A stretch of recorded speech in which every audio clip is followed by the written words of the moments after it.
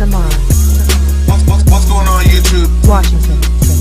This is boy Jamar 84 here once again. Hey, what's going on YouTube? This is your boy Jamar 84 here once again, and I am so excited. I am so excited, you guys, because now, as you know, for those of you who have been on this channel recently in the past few months, we started reviewing G-Status ATL Hustle, and my friend Scotty, who has been trying to get me to watch and get into the Chasing Atlanta franchise as well, which is sort of like a sister LGBT show to G-Status. And so I'm like, you know what? I'm gonna try to, I know that they were gonna premiere their 4th season today. And so I'm like, you know what? I'm gonna try to catch up on it. I've heard some things about it. And so I'm like, you know what? I'm gonna check this out and show it some love. And so I actually just binged everything all the way up through season 3. Only thing I have to watch, I finished the finale of season 3. I just have to watch the reunion, which they refer to in this episode. So I definitely have to make sure I check that out. But I'm really, really enjoying the show. I'm so excited to actually, discuss and provide commentary on the things that are shown in this episode. I want to give a shout out to some of the members of the cast that have already, followed me and interacted with me via social media. Q, Jaylon, Dominique, Oliver, Cameron followed me, little Kendra followed me. So I'm really, really appreciative of you guys, reaching out to me and trying to support my content. It really means a lot. So, again, if you're new here, especially if you're from the Chasing Dallas cast, when it comes to these type of videos, I'm commenting on what I see, giving my thoughts and opinions on it. It's not meant to bring anybody down, because I know a lot of people take, commentary like this a different way, but I'm just commenting on what it is I see. I try to remain as unbiased as possible, but I do try to give an honest opinion as well. And of course, those opinions can change over time because there's things about the season that that I haven't seen yet. So I just wanted to put that disclaimer out there. Thank you guys again so much for watching. Let's go ahead and get into this episode. So we kick off this episode with Kendra being freed from jail. If y'all remember from last season, she had just been locked up shortly before the season had wrapped up. And so now she's coming out, she's free, she's getting up with her manager, Wayne the Pain. And, she's discussing about all the different difficult issues that come with not only just being in jail, but being in jail as a Black trans woman.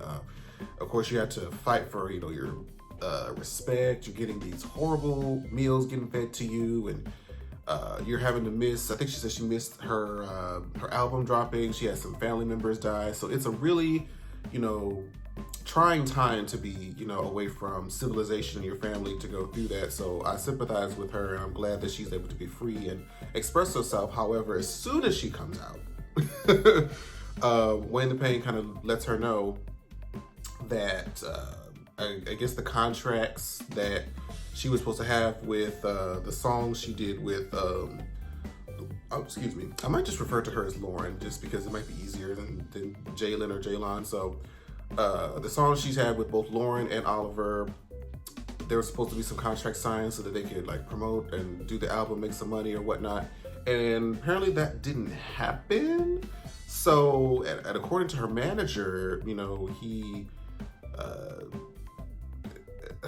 there was just a miscommunication where it felt like, oh, he didn't want to do it, or they were trying to renege on the contract and didn't want to promote or have anything to do with her, tried to take her out of the performance and whatnot. And what I will say is, from what we heard from Oliver last season in regards to him getting Kendra studio time, he did say that he tried to ask her what would be a good time for her to come to the studio, and he booked it for a certain time, let's say 6 p.m., and she didn't actually show up to the studio until 7:45. So it just, there are things that did make Kendra look bad. And so I do believe that whatever the tension that is going on between her and Oliver isn't completely just Oliver's fault. I don't know if she's recognizing the part that she played into it. But I am going to get more into why I think that is later down the line when we revisit her scene with Troy. Now, not only did she have an issue with Lauren and Oliver, she also had an issue with Q, who there's this Big Three interview that they're referring to where Q was basically saying that he didn't feel like he should have to help pay for her bail, and they shouldn't have to like shake his wallet for something that a grown woman did. And a part of me, because they didn't really expound too much on what it was exactly that Kendra did, or at least I didn't see it in the episode. I don't know if it came out at the time on social media like a year ago or so, but it still just, I felt like to say something like that, you had to have felt like whatever it was that put her in there was like unjustifiable, and that it wasn't like something that she was wrongfully accused of. Like, that felt like you really did not you really felt like her being in there was completely at her fault. And it could have been, again, I don't know, but it really did look really bad to say that. And I like Q. Q was gonna be one of my Chasing Atlanta husbands. I really do. But I could say that if I was on the receiving end of somebody saying something like that about me, it would hurt my feelings and I would feel some type of way as well. So I could understand more so her issue that she may have with Q, but the issue that she has with Lauren and Oliver is a little bit more complex, and I think there's a lot of miscommunication happening between those particular parties, and like I said, we're going to get into that later. So speaking of Q, Q is celebrating the release of his second book. I don't know if I may have just missed when the first book came out in the past season as I was binging, but he's releasing his second book called Dear Dreamer. So congratulations to Q. And he said he made this very interesting announcement, okay? He says he's actually leaving Atlanta and moving to LA, which I'm like, okay, hallelujah, because guess where Jamar lives? Jamar lives in LA. So, I mean, Q, if you here, call me. No, I really would like to meet him. Q's been one of my favorite characters on here from the show. So if he's still here in LA, and if you're watching and you want to meet up, that would be totally awesome. So shout out to him and his book. The event looked great. He had a cute little outfit. I really enjoyed it. So now we get to move to Oliver, Miss Oliver Twix. So Oliver is performing, I believe, a new song. I don't think this has premiered before. I think it's called like I'ma Eat. And it actually does kind of slap. Like, one thing about Oliver can perform. He's a very like dynamic, very energetic performer. He's really engaging with the audience, which is really, really cool. So the song was actually kind of, I might have to like look her up on this Apple Music. But so after his performance, he meets up with Troy, because him and Troy are still really close. And side note that Troy says that he's not really into the fashion thing anymore, so he wants to try to get like more into the journalism, and he's going to try to live more loud and proud, and trying to get more, I guess, outgoing. Okay, sure, we could always use that on a reality show. So they're outside, and he's discussing his whole issue with Kendra. Now this is where I feel like, okay, something isn't right here. That's why I feel like there's something kind of a miscommunication, because Oliver is saying that he was trying to consistently get the contract in order to sign it so they can start like promoting it and making the money properly from the song that they were working on, and that her manager would never meet up with him to have the contract signed, which is a red flag for me. And he mentioned, and I know he said this last season, how he was trying to, he said he was going to freely design free Kendra t-shirts. He was going to put them up on his site. He was going to do it all, for free, and whatever proceeds that he made and post it up on his website, and whatever proceeds he was going to make from those t-shirt sales, he was going to put it towards, her bail. So he was like actively participating, or at least it seemed that he was actively participating in trying to donate to get her out. And there was an interview that I believe her manager did where, I think it was with the Wiley Show, where it seemed like he asked, like, was there anybody who was trying to help her, get her stuff out? And he was basically saying, no, nobody was really trying to help her.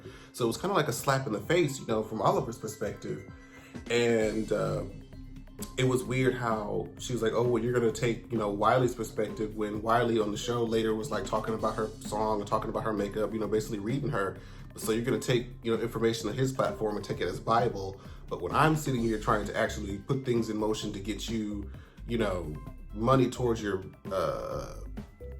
bail, you're looking at it, you know, in a whole completely differently skewed way. So that's why I'm kind of like, okay, and honestly, I think I could just go ahead and say this here. I personally feel like the main reason why there's so much tension and anguish between Oliver and Olivia, now she done got me calling Oliver Olivia, child.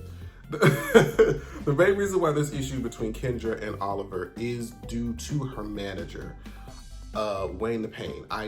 Something about him, and this could change, but something about him I don't trust. It feels like everything that's filtered through him comes through in a negative tone that's not even there.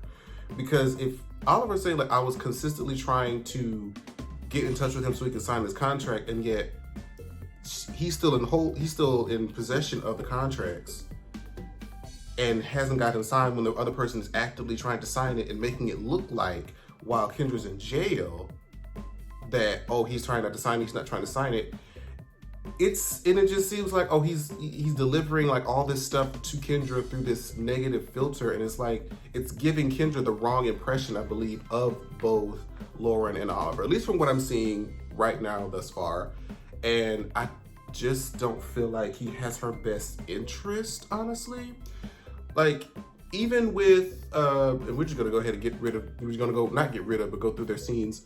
Even with the ending scene with her recording this song, like trying to do a whole diss track to Oliver and mentioned it about with Lauren, and it's just like, I just don't feel like that's a good look. And he's just really supporting it. I'm just like, I don't think this is the direction that she needs to be going in. And I feel like he's only doing this to get her hyped up against these people when there really should not even be that. Like, there should be more unity involved, and I just can't help but feel like her manager, Wayne the Pain, is the catalyst for that. Like, they even went outside and burned the contracts. Now, Troy, you're just being messy, being a part of it. And he was actually the one throwing it in the fire. I'm like, child, that was senseless, I think, to do that. And again, I just feel like it's all just sort of manipulated by the manager, in my opinion. So I'll be watching to sort of see if this sort of plays out the way that I think it is. But right now, I'm just like, I think you need to, I mean, I know y'all have this close relationship, but I think you need to seek new management, girl, because I just can't help but feel like he is not doing you due justice. Okay, so we get to this next scene and we're introduced to one of our newest cast members, Dominique. Dominique is a professional pet stylist who's styled for like Missy Elliott and I think you mentioned one of the housewives, I can't remember. But Oliver comes with his dog, I believe her name was Cookie, who's trying to get, his nails filed and whatnot. And so Dominique pulls up, and Dominique he cute or whatever. He got a little cute little body frame. And I was as I was thinking like, oh, he's cute, he got a little frame on him. It goes to his confessional look, bitch. I was not prepared. I put this on my Instagram story. I was not prepared for Dominique's confessional look. I was like, who is that? And I didn't even notice until after I started recording for Instagram that he already had a live poodle or dog in his confessional. I was like, I haven't seen that since like Love and Hip Hop. What was it, Hollywood or Atlanta with KK, who had the damn puppy and But this look was like leather. There was like a corset. There was glove. I was like, wow. There was a pasty. I said, that's actually kind of hot. I don't know if that's controversial to say, but that shit was kind of hot. I mean, I was into it, and then he was later talked about how he had a boyfriend for 6 years. I was like, ciao. Never mind. But so as they're, getting to know each other, Dominique mentions the fact that, oh, do you know, Lauren? And I was like, yeah, that's my friend. And so he tells a story about how his little sister and Lauren used to live together, and how his sister mentioned the situation of how Lauren and her boyfriend at the time were getting into it, and it was like loud and obnoxious, and it caused drama between the two of them and all this other stuff. And I guess that's Dominique's way of saying that he kind of has an issue with Lauren because of how his sister, what kind of environment that his sister was in. I think that was what I was supposed to get from it. I'm like, okay, that's interesting. But one of the things I had to say, and you know what? I think Oliver was in the confessionals talking about like how the girls are like getting really, really bold, considering the fact that now you know that Lauren is my friend, and you know I'm gonna go back and tell her what you said. So it's like you don't even really give a damn. So it's like, all right, well shit. But one thing that I did cackle at was at the end of the scene when Dominique was talking about how much he kind of looked like Nas, and then when he turned his cap to the front, that he looked like Chance the Rapper. Bitch, let me tell you. When that hat flipped over, I swear he transformed into that man. I don't know what it is. I don't know if it's just like the face shape, the lips, or whatever, but he definitely did look like Chance the Rapper. I'm not even gonna sit here and hold you. Like, he really did look like him. And it was kind of funny. Oliver's whole confessional was a fool. I can't. I do like Oliver, but that man be cutting up in that confessionals job, but I do live for it. So now we get to see Miss Lauren herself. She meets up in what looks like to be like a outdoor mall, like food court. She's meeting with Oliver. And I said this on Instagram. I said, Lauren looks better and better as the seasons go. Like each time her confessional look comes on, it's like she keeps upping her game. Like she got these new teeth, the wig looks better, the makeup looks better. I'm just like, this is how you do a glow up. Excuse me. And I was really proud of the way that she looked. Like I think she looked really, really good. So she meets up with Oliver and she mentions how she actually wants to take a trip for about a month to China. And it's kind of like, what? Of all places, China? But she explains it how she just really wants to get away. The city is kind of feeling toxic for her. And she's feeling like she's afraid to be alone. And just feels like LA is not going to give you anything. Like just moving to like a different city domestically is not going to solve her issue. So she's like, why don't I just move, to China? I'm closer to the hair store. It's closer to the hair shops. I can move, set up another business there. So I'm just like, you know what, bitch? If you got it and that's what you feel like you need to do and you can do it, then I don't see why not. I mean, for 30 days, I thought you were trying to like move there perpetually, like forever. Like, oh, what? But if it's just for 30 days, I mean, I don't see why not. So, and a side note is, I don't know if this was mentioned or this is stemmed to the reunion for season 3 that I didn't get to see yet, but Oliver says that he's been trying to reach out to Q, comment, text, Facebook, smoke signal, or what have you, and he still hasn't been able to get in contact with him. And he doesn't know what the problem is because the last that I saw, Oliver and Q were friends when he was talking with Sky. Was it Sky? Yeah, it was Sky late last season. So I don't know if there was something that I missed or or what. So after that, Oliver tells Lauren about what Dominique said about reference to her sister and how like, oh, they had a problem with it and oh, they blew up and it was this whole thing. And she was like, let me stop you right there. First of all, homegirl came to the opening of my store. She was always late. She didn't have a car and I was trying to take her underneath my wing. And that this was a situation that happened like 2-3 years ago. And so now Oliver's kind of looking like, well, why would he mention that he has a problem with her? Like this was something that happened recently. But she's saying that it happened like 2-3 years ago. So I'm like, well, somebody lying. And I feel like Oliver believes like, well, I feel like she's trying to say something that happened or say something that was irrelevant to make herself relevant. And she's kind of looking at Dominique like, I'm gonna keep my eye on you because that's already some shady shit. You already knew that I was gonna tell her that. And if this is the truth, you knew that she was going to tell the truth. So it's like, what was the point? So I thought that was pretty fun. And honestly, that's it for this particular video, you guys. I want to thank you guys so much if you've made it to the end of this video. I'm really excited to continue watching this. Now, I will actually be in Atlanta I'm leaving on Friday morning, so I'll be in Atlanta from the 30th to the 8th. So I hope to be able to record when they release a video next Wednesday, and next Wednesday is actually going to be my 30th birthday. So I want to remind you guys again, I'm going to make sure I put the link in the description below. Me and Scotty are having this GoFundMe, and we're trying to raise $1,200 to purchase a new laptop so that we can launch our new podcast, be able to edit our videos and create better quality videos for you guys on both of our platforms.